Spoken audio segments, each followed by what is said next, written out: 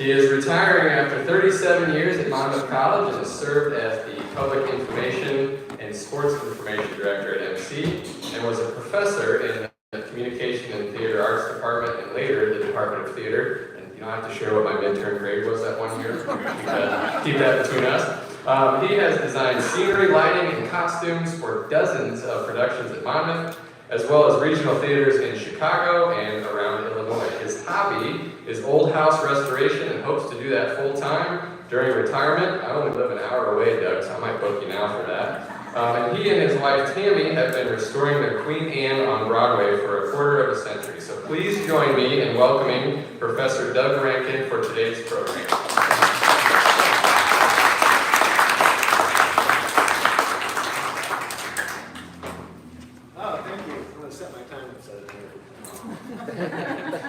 Let me get set up here. Does it, it should come on. Is it on? Did it shut us off on?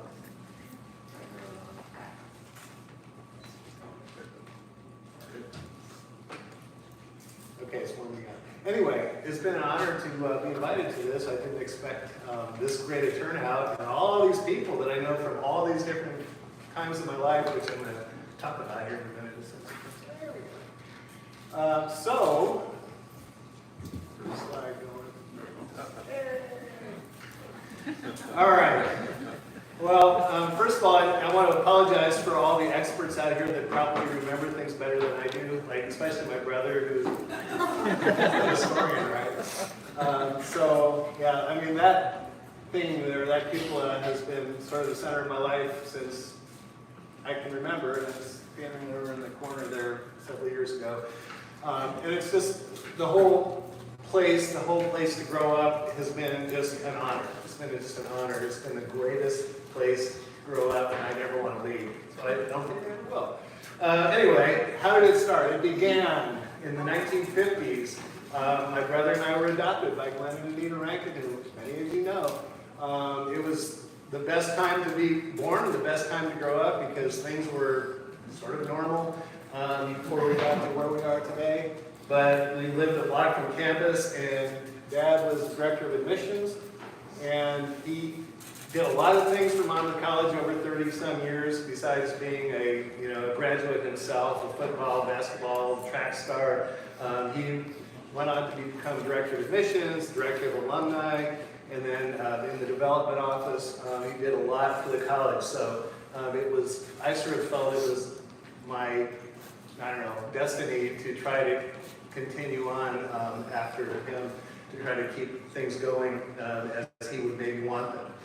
One of my earliest memories was him coming home from the old admissions building, and he would bring us stationery from the college that he'd send out letters to prospective students, and they had extra letters, so I'd bring them home, we could draw on them, and that's kind of where we started our artistic career. But I just remember looking out the window, when's he coming, and in between that and being at the farm, he'd go to the farm every morning like at 5, and then go to the office at 8, and go back to the farm at 5.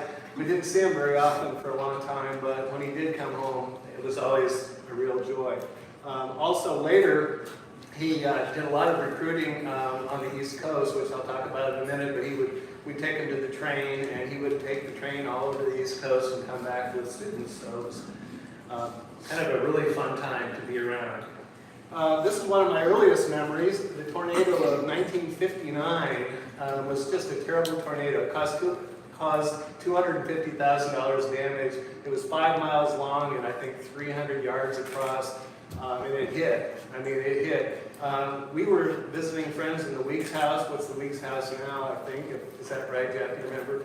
Yeah. And anyway, the campus before it was almost like a forest in front of Wallace Hall. It was beautiful, and it took out most of the trees. The college basically closed for a week, and students had chainsaws, which I don't think they would let students do. It took about a week, no classes to get the place back into order. Another thing that happened during this time period, which I don't remember specifically, but kind of later comes back in my story, we had some famous people come to town, and this one was Agnes Moorehead from Citizen Kane and Bewitched and all these things. She came for what was called a biennial fine arts festival that went on for several years, every other year, where they would bring lecturers and all kinds of musicians and people for a week or almost a week to celebrate the arts. And she was one of the first and pretty prolific. And then we get into the 60s. The 60s were the sort of the fundamental of our growing up. It was everything. It was just what you grow up into, the music, just everything, the clothing, all that kind of stuff. And it was really important to me to be at a place like Monmouth College where, you could see all this stuff happening.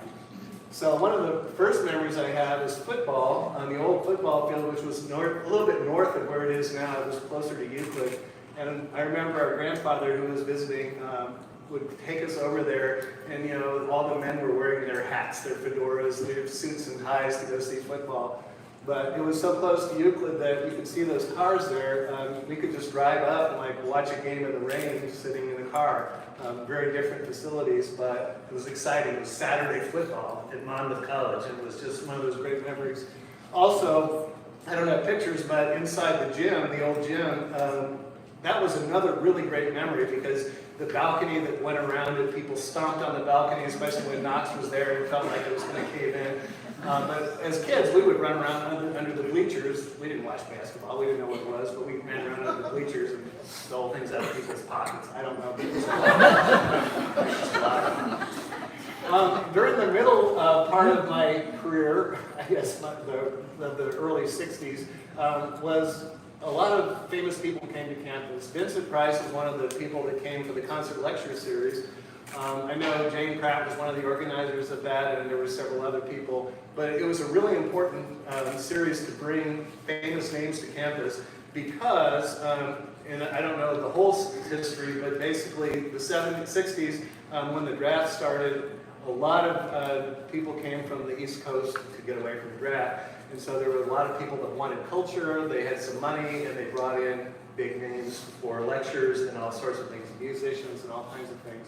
Also, Basil Rathbone spoke at Monmouth. Who else we got here? The U.S. Navy Band, I remember that like it was yesterday. I think that was in the gymnasium, and it was just wonderful. They were just so powerful, and it still kind of rings in my head, the music they played.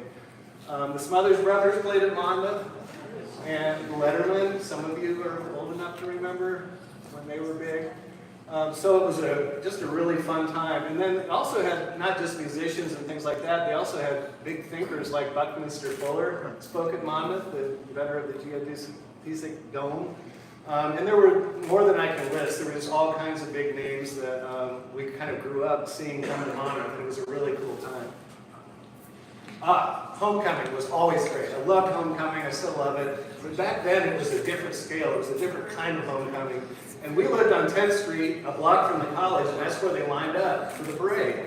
And so we would look out the window in the morning and see these incredible floats pulling up, along with the bands and everything else, and it was just like the energy, the adrenaline you get through your body as a little kid watching this stuff. And this was my favorite float of all time, and it was a steamboat, but it had a paddle wheel that actually turned, and it had smoke coming out of the smokestacks.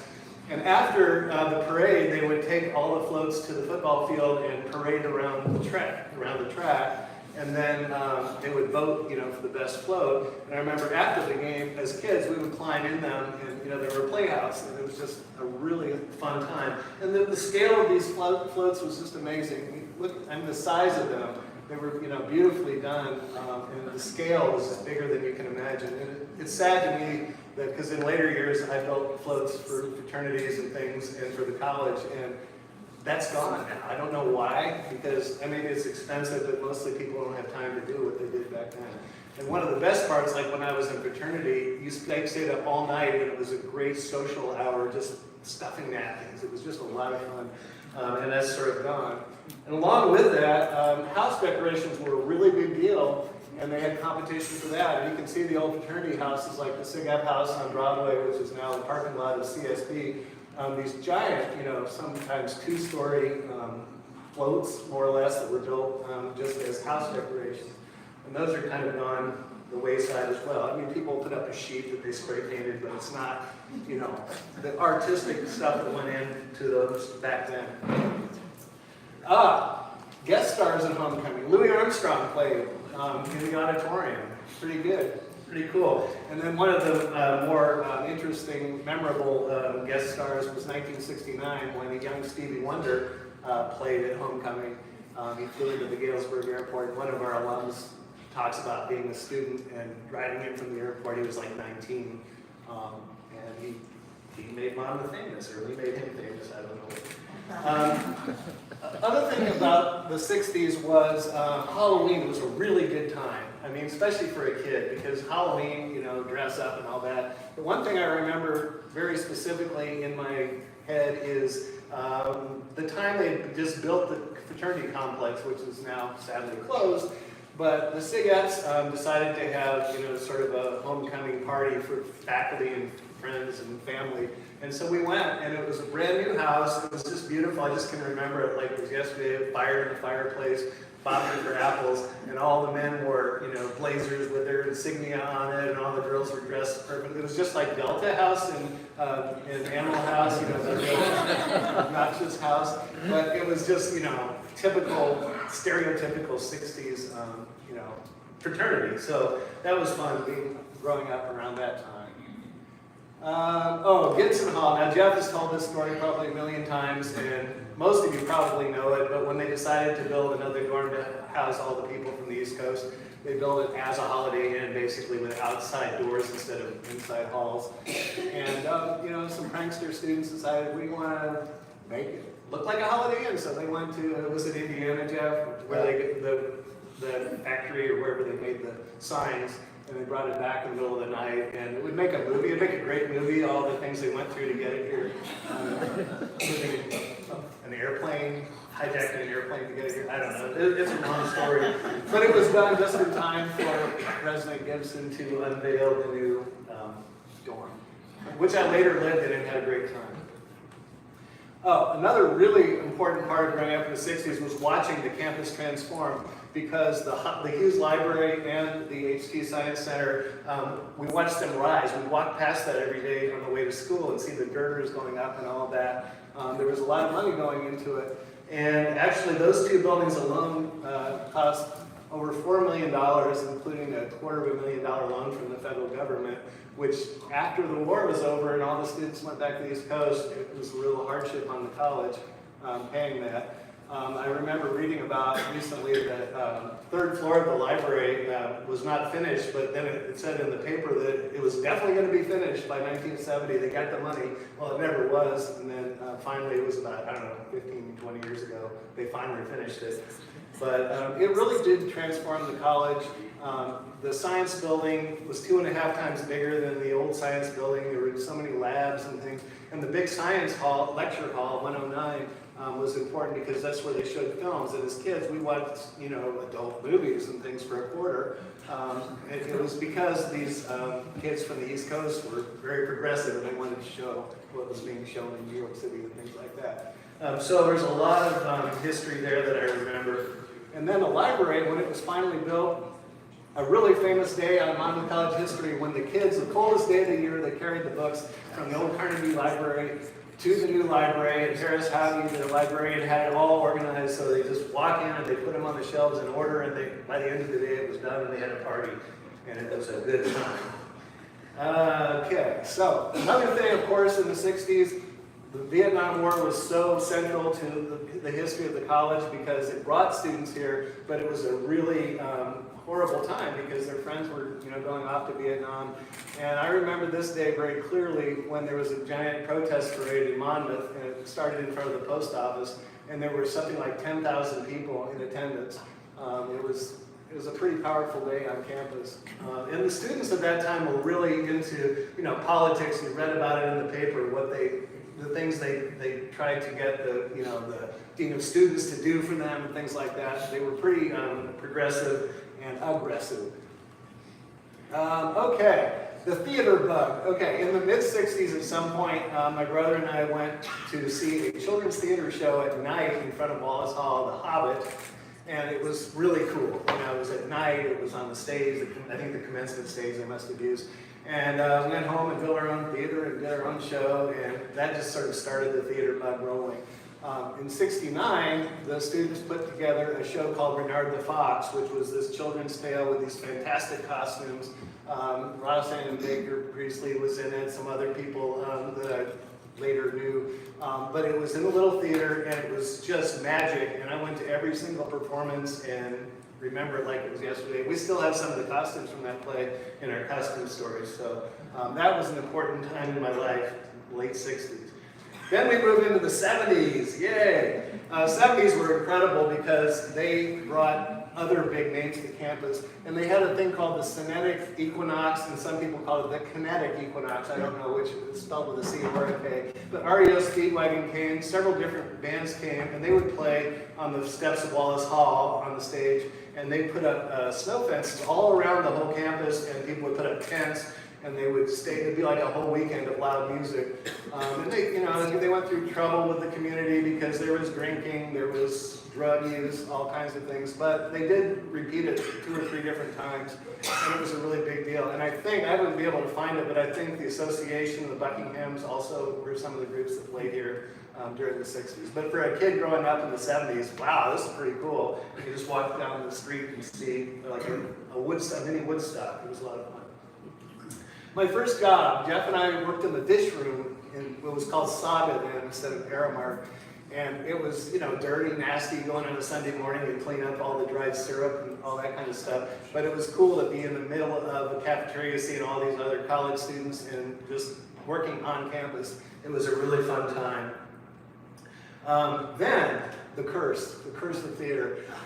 We were in high school, and there were 2 or 3 college students that I think they were doing this for their grade. They were theater students, and they brought a show to Monmouth High School called The Curse of an Aching Heart, or Trapped in a Spider's Web.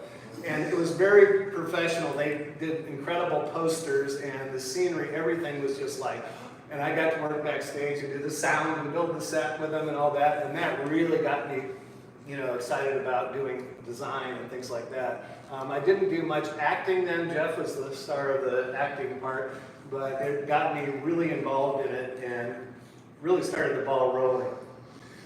Then I started taking classes at the college, and this was, I think, my junior year. HP 109, the big lecture hall where they showed the movies.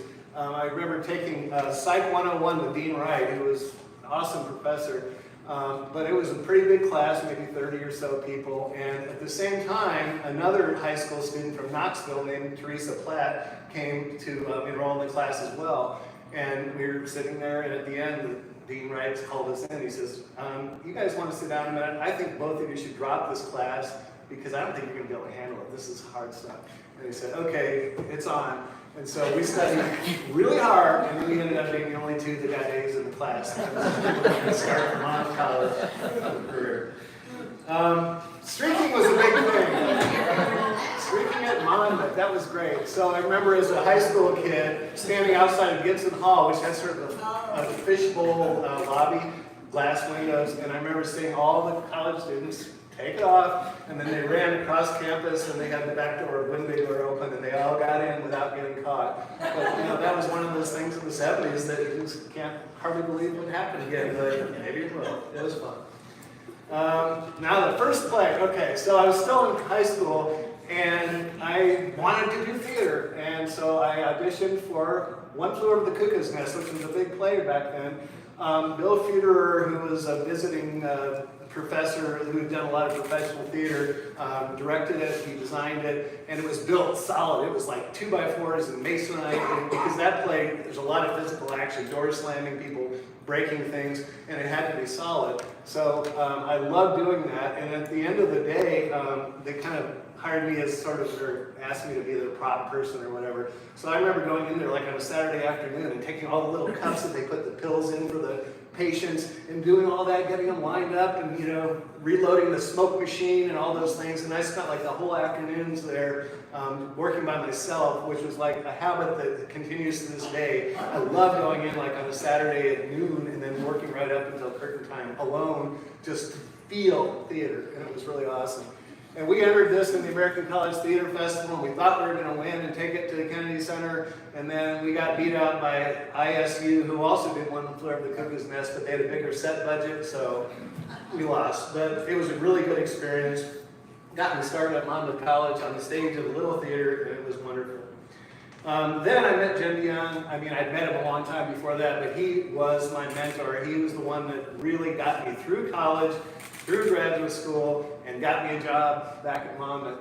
I started working for him on a play called The Birthday Party, which was held in the Red Barn East, which is, for some of you old-timers, it was the top floor of Old Carnegie Hall.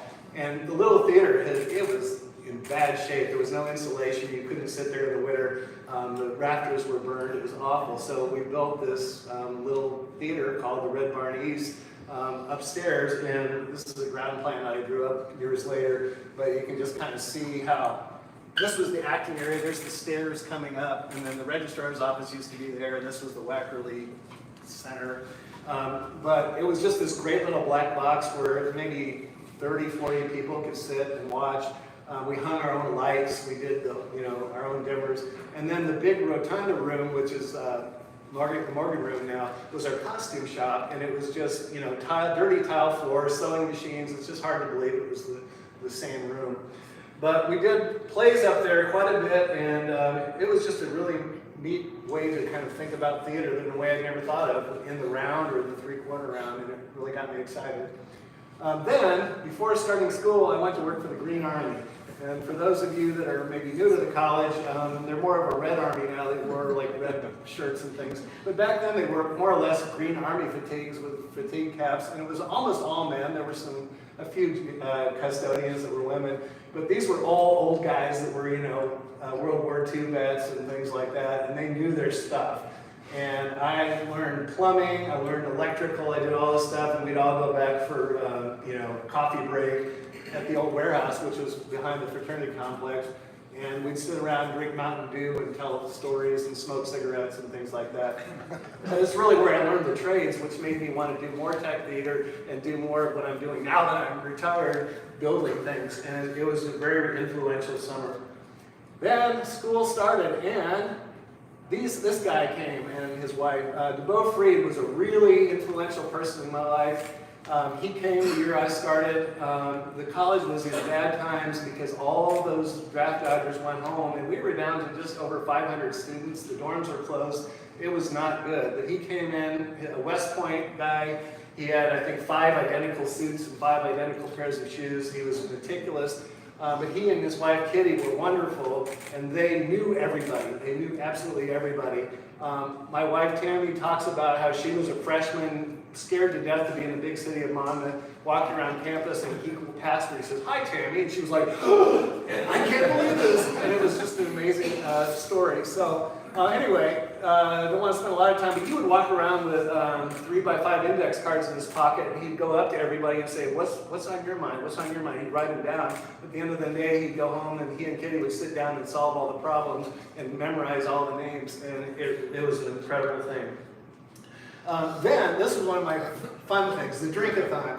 This was back in the 70s, right, when things could be done. And orientation, freshman orientation, you go around and you meet the professors. That night at midnight, we went on the old tennis courts, and they had tables set up with watermelons, and they spiked them with vodka. I was 18, I think, but that was one thing they did. And then my spring semester, they did the WMCR radio sponsored a drink-a-thon, along with the Dean of Students' office who bought the beer. And they had teams of 4 that would drink 8 beers in under time limit, see who could win. And then, I tried to bring it back, but all the time that Dean Dan Baring was here, he tried to keep students happy, and he did, but when Leroy King came to replace him, things got a little more religious. But it was an interesting time to grow up. Then I became editor of the newspaper along with my co-editor, Lisa Heim. I loved doing the Oracle. It was just so much fun because you were in the middle of everything. You were writing stories. But we would live in the basement of Old Carnegie, which was just nasty down there, and we'd do the paper. Every Tuesday it was an all-nighter, and then on Wednesday I would have to drive the paper to the middle of Iowa to get it printed. drive it back, drive it to all the dorms, and then get to the 1 p.m. Jeremy McNamara's Shakespeare class with 5 people in the class, and I was the one sleeping. It was a real trying time, but it was awesome. ZBT, I was one of the first to live in the what was Woodbine. It used to be the President's Mansion, then it was an art building, then it was a business building, but we more or less restored it. We sanded the floors, painted the outside. Doc Keefe came on as the first advisor, and I became lifelong friends with him.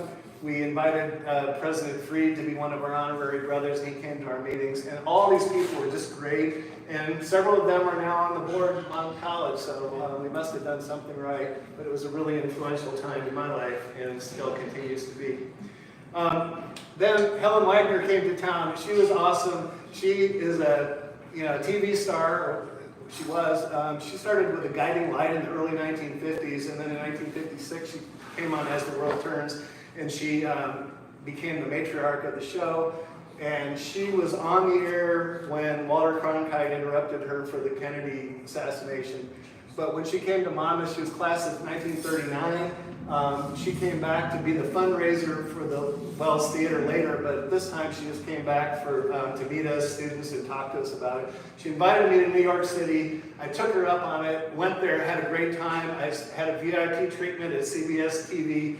Got to watch from the control booth as they filmed, I think it was filmed then still, taped the show. And then while I was there, I went across town to an off-Broadway theater called, I think it was the Chelsea Theater, and it was Vanities, was a really famous show about 3 girls who were Kappas. And it was, I guess it was all influenced by the Kappas of Monmouth. But one of the 3 girls was an actress named Jane Galloway, who was the daughter of our Dean of Women, Marjorie Work. And so she set me up to meet her, so I had lunch with her and then went and saw the show. And I found out later that afterwards when I hung out with the cast, there were 3 girls in the cast. One of them was Kathy Bates. Who knew? It was really cool. So I got to see Annie on Broadway and all those things while on my trip, and it was a very influential trip. I'm going to wrap this up quick here. Came back, started in the public information office doing all kinds of stuff. We had manual typewriters, we had index cards, we had no computers, and we sent out press releases, and we did all this stuff by hand. And then I was also doing sports information, so I'd be out there till 2 a.m. writing up the volleyball scores and traveling all over the country with all the teams. It was a really fun time, but when you're like 30 or 26 or whatever, I was like 23, it was easy to do all those crazy hours. So I did that for a while, and then DeVoe Freed left at the same time I left, graduated, and so Chris Haywood was coming in, and they needed a caretaker for the Quimby house until he came, so I said, I'll do it. So they set me up in the Quimby house with a folding chair, like a lawn chair, a TV, and a cot, and the entire mansion was empty. I had a great time. I had poker parties in the attic, I had a photo lab, I had a cat. They didn't like it when they found out I had a cat in there. But I had the best time. We filmed movies in there. It was awesome. You gotta really love stuff. And then the Little Theater. I went to graduate school, came back. Jim DeYoung and Bill Wallace were good enough to hire me to help with tech and do some things and teach a few classes. And I got to build the last couple of shows at the Little Theater. It was great. It was falling down, but I can still smell it. It was a wonderful place. And while it was getting ready to be torn down, Helen Wagner came back to raise money for the new theater, which we really needed for 100 years. And the Wells Theater it went up. It was wonderful to watch it. And since I just come back from Northwestern that has the best facilities in the world, pretty much, they were nice enough to let me help design the scene shop, which I've been working in for the last 30 years. And it was just a wonderful sort of time to come back and see the college doing something for the fine arts that they've never done before. It was really awesome. And then they said, hey, we'll hire you. Want to be in a play? And I said, yeah, I want to be in a play. So they hired me to build the sets and lighting, build the lighting actually, do the costumes and the sets, and star in The Lion and Winter with Helen Wagner. It was a wonderful experience. She came back with her husband, Bob Willey, who was a Broadway producer and things. And we did this show, and it was really interesting as a 33-year-old playing the husband of a 72-year-old. But it was great. I mean, we were acting, right? But then the next week after she left, we had a freshman playing her part who was about a foot taller and 18. And so we had her dress on Velcro so that we could be let down for the freshman and pulled back up for her. But it was a wonderful time, got to meet her, and really started the whole ball rolling with a new theater, new everything, new students, and it was, it's just been, the last 30 years have been a blur. So I don't remember what happened after that, but somehow I think we lost the students. And that's about all I've got to tell you about today. So thank you very much.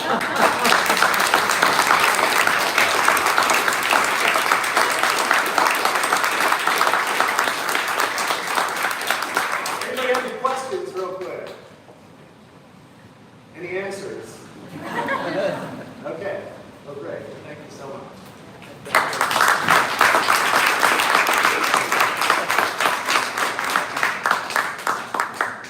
I'd like to hear some more stories about the Quigley house and the attic parties and stuff like that. Another time. So, well, thank you so much for joining us today. We hope to see you again at the next Monmouth Associates in the following year. And have a great afternoon and a great weekend, everyone. Take care.